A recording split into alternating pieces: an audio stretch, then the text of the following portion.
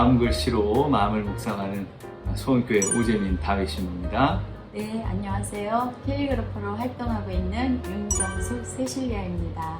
여러분 반갑습니다. 네, 여러분 오늘 촬영에 있어서도요, 저희가 지자체 또 방역 수칙에 맞추어서 촬영했음을 미리 말씀을 드립니다. 네, 선생님, 이렇게 이제 본격적인 무더위가 시작됐죠. 네. 예, 그래서 어떻게 좀 뭐 쉼에 대한 일정 같은 걸 좀 잡아보셨어요?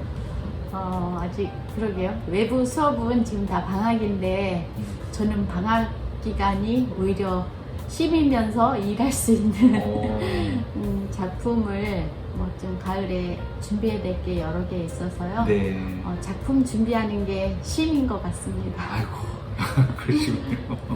그래서 좀 쉬셔야 되는데 여러 가지로 그냥 네, 쉼이 곧 작품에 대한 새로운 구상, 그런 시기로 되시는 것 같아요. 그렇습니다. 정말 우리가 이렇게 여러 가지 면에서 좀 힘든 시기여서 혼란스럽기도 하고요. 그래서 일하시는 분들도 힘들고 또 쉬시는 분들도 쉬는 건지 일하는 건지 참 구별이 안 갈 정도로 여러 가지 좀 어려운 시기를 거쳐가고 있는데요. 이 시기가 어차피 짧게 끝나는 것이 아니라 장기 레이스이기 때문에 우리가 어떠한 그 페이스 조절을 잘 하는 게 중요하다는 생각도 들고요. 또 이런 시기에 우리가 어떠한 생각이나 또 우리가 일상 속에서 사용하는 그런 언어들이 참 긍정적인 것들로 채워지는 게 참 중요하겠다는 그런 생각을 합니다. 우리가 생각이 또 우리의 언어로 나오기도 하지만 우리의 말이 우리의 생각을 지배하기도 하잖아요. 그래서 우리가 그런 긍정적인 것들을 유지하고 우리의 마음을 붙잡고 그렇게 세워나가는 것이 참 중요하다는 그런 생각을 좀 해보게 되는 시기네요. 그렇죠. 글씨도 이렇게 기록으로 남기 때문에 정말 그것도 중요한 일이긴 한데 우리가 이렇게 말로 표현을 한다는 것도 참 중요한 것 같아요. 그렇죠. 정말 이렇게 마음속에 담고 있는 생각을 내 생각을 바로 이렇게 말로 표현한다는 게 어려운 시기긴 하지만 정말 긍정적이고 그런 삶은 생각을 하고 그러한 말을 한다는 게 참 어렵기도 하지만 그래도 우리는 긍정적이고 희망적인 거 말을 하고 생각을 해서 또 글로 이렇게 표현하는 그런 계기가 되고 그런 생활을 해야 될 것 같습니다. 네, 그렇습니다. 그래서 오늘도 참 의미 있는 시간이 될 거라는 그런 기대감이 드는데요. 우리가 생각과 우리가 사용하는 언어들에 대해서 그 내면을 주님의 생각과 주님께서 주시는 그런 언어들로 가득 채워나가는 그런 시간 되기를 기대하고요. 오늘의 그 주제어 또 시편 말씀 한번 배워볼까요? 네, 오늘은 우리가 시편 19편에 나오는 생각이라는 글자와 말이라는 글자를 한번 배워보고 두 단어를 해보고 시편 말씀을 써보는 걸로 하겠습니다. 네. 그럼 우리 한번 배워보는 시간 갖겠습니다. 오늘의 주제어는 생각과 말입니다.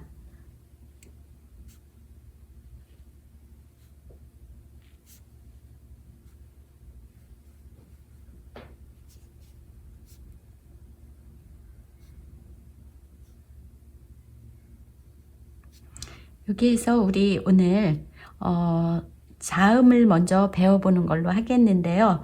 지난 우리 4강에 보면 사랑이라는 주제어를 쓸 때 시옷과 리을을 배워봤는데요. 오늘도 생각에서 시옷의 여러 가지 표현과 기억 또 미음, 리을에 대해서 자음을 한번 같이 써보도록 하겠습니다. 그래서 시옷에 우리가 먼저 직선의 형태를 먼저 써보도록 하겠습니다.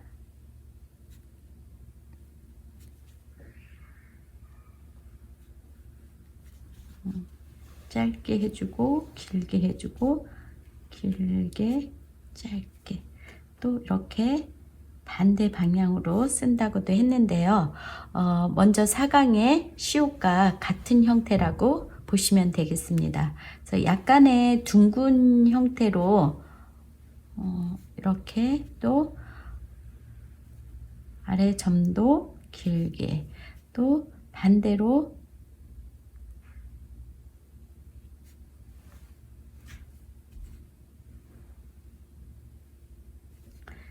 이런 형태로 우리가 먼저 4강에서도 써봤고요. 기역의 형태는 생각에서 초성과 종성으로 두 가지가 나오는데요. 직선의 형태는 우리가 이렇게 아니면 기울기를 내가 좀 줄 수도 있고요. 또 종성에 가서는 이렇게 짧게 빼줄 수도 있는데요. 둥근 형태의 약간 부드러운 기역을 쓸 경우에는 약간의 둥근 형태, 또 나는 직선으로 가서 여기를 둥글게 해줄 수도 있겠고요. 또 기울기를 주고 길게 빼줄 수도 있겠고요. 종성으로 올 때 길게 가로획을 가서 짧게 빼줄 수도 있겠습니다. 그 다음에 미음의 형태는 우리가 하나, 둘, 셋 이렇게 쓰는데요. 조금 편하게 하나, 둘 이렇게 두 번에 쓸 경우도 있겠고요. 약간의 굴곡을 주고 또 여기서도 이렇게 둥글게 표현을 할 수도 있겠고요. 조금 흘림 형태로 간다 하면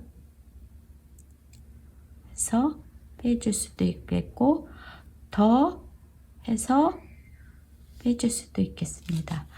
또 리을의 형태는 우리가 지난 시간에도 아마 지난 강의 때도 리을을 배워보긴 했는데요. 오늘은 종성으로 나오는 리을이라서 종성에서 사용하는 리을의 여러 가지 표현을 같이 해보도록 하겠습니다. 그래서 같은 공간에 같은 여백을 줄 수도 있겠지만 좀 더 넓게 하고 짧게 쓸 수도 있겠고요. 또 저번에 한 것처럼 약간의 이렇게 사선형으로도 줄 수 있겠고요.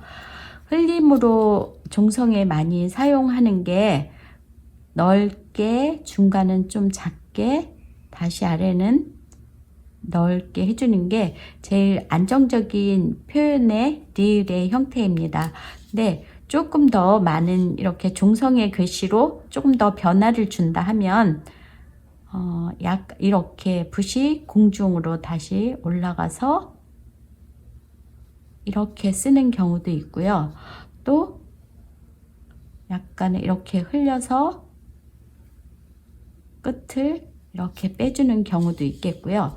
또 우리가 예전 고전의 필사본에 보면 약간의 이렇게 구분 형태만 주어도 리을의 형태로 표현을 할 수가 있겠습니다.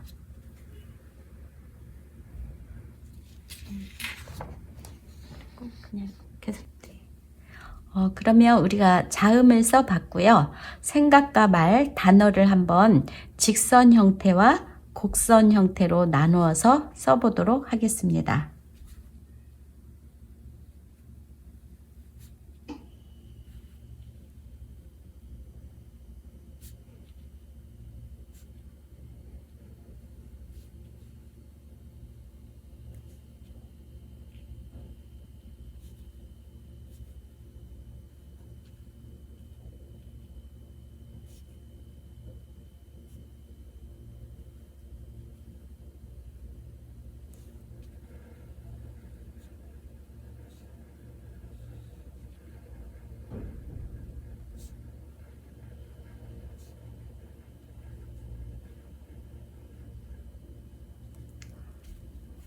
곡선 형태로도 한번 써보도록 하겠습니다.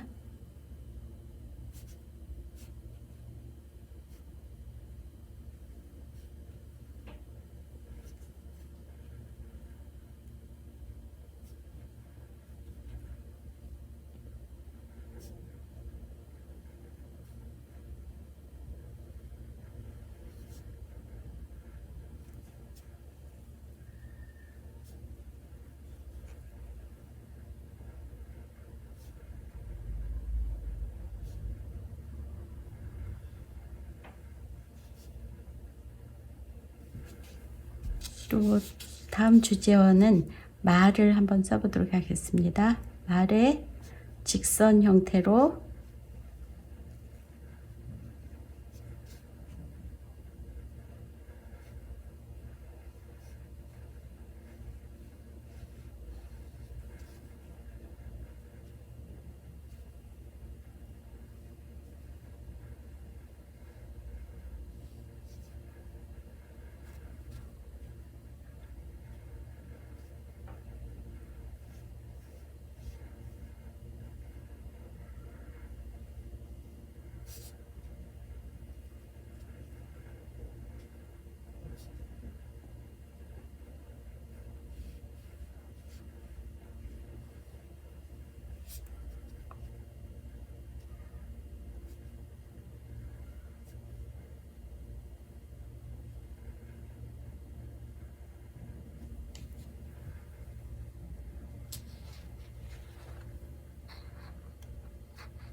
네, 이제 우리가 자음과 단어를 써봤고요. 오늘의 시편 말씀을 함께 보도록 하겠습니다.